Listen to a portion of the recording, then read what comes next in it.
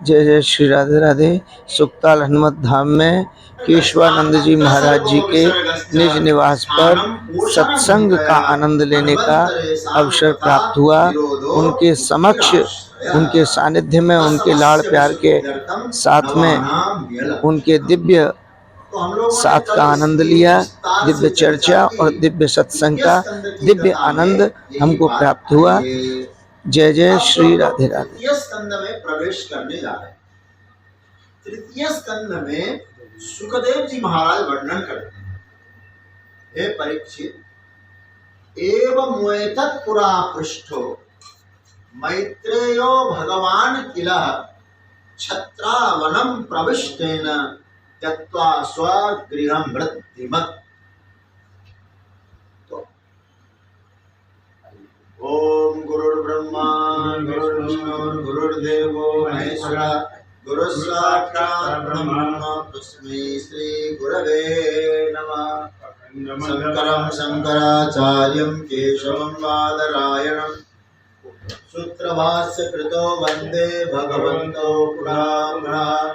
ईश्वरो गुरुरात्मेति मूर्तिभेद विभागिने व्योमवद् व्याप्तदेहाय दक्षिणामूर्तये नमः।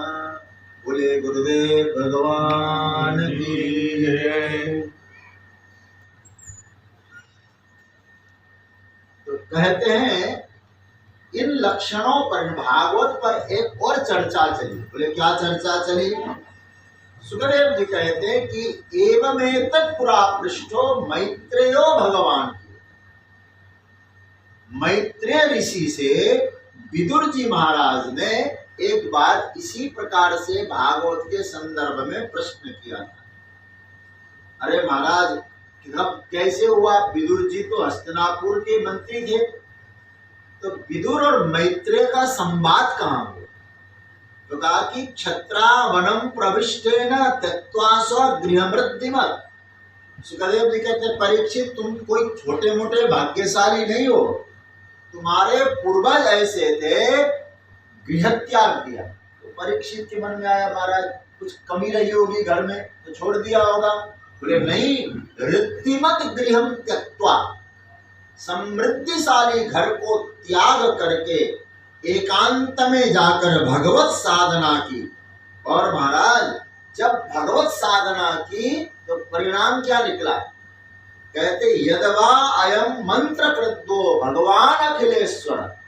ऐसे जो हस्तिनापुर के सलाहकार विदुर जी थे, उनके घर में अखिलेश्वर भगवान बिना बुलाए चले गए। महाराज कैसे? बोले पौरवेंद्र गृहं विद्वा। महाराज दुर्योधन के सम्मान को ठुकरा करके प्रविवेश आत्मसात कृतम, भगवान विदुर जी के यहाँ जा करके उनको अपने स्वरूप दान दिया, आत्मसात किया भगवान ने। तो परीक्षित ने तुरंत बड़ा सुंदर प्रश्न किया। क्या कहते? पुत्र क्षत्रुर भगवता मैत्रेयेण ससंगमः। महाराज पुत्र मतलब कहाँ पर? क्षत्रुर मतलब विदुर जी का, और मैत्रेयण मतलब मैत्रेय जी का और विदुर जी का संवाद कहाँ हुआ? यदवा कदावा सह संवाद, कहाँ हुआ? एतद वर्णयन प्रभो। हे भगवान, इसका आप मुझे वर्णन करके सुना दीजिए। मतलब विदुर और मैत्रेय का संवाद कहाँ हुआ, ये हम जानना चाहते हैं। अब एक बहुत बढ़िया परीक्षित ने पूछा एक श्लोक में, न ह्यल्पार्थो दयं तस्य विदुरस्यामलात्मनः तस्मिन् बरीयसी प्रश्न साधुवादों पर वृण्णित। कहते हैं परीक्षित, हे गुरुदेव महाराज, अमलस्य विदुरस्य, विदुर जी के बारे में अमल का है। अमल मतलब निर्मल, निर्मल विदुर जी। क्या निर्मल है उनका? बोले उनका हृदय निर्मल है। और भगवान किसको मिलते हैं?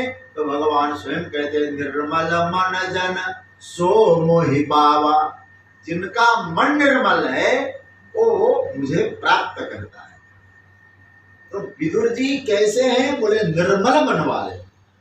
और कल पूज्य महाराज श्री के चरणों में बैठ के हम लोग चिंतन कर रहे थे, बोल रहे थे ना, शायद विनय जी भी थे, हमारे पूज्य महाराज श्री, शाम के समय, कि भगवान ये नहीं कहते कोई निर्दोष बनकर मेरा भजन करे, क्योंकि जगत में जब तक हम है तब तक कोई निर्दोष नहीं हो सकता है।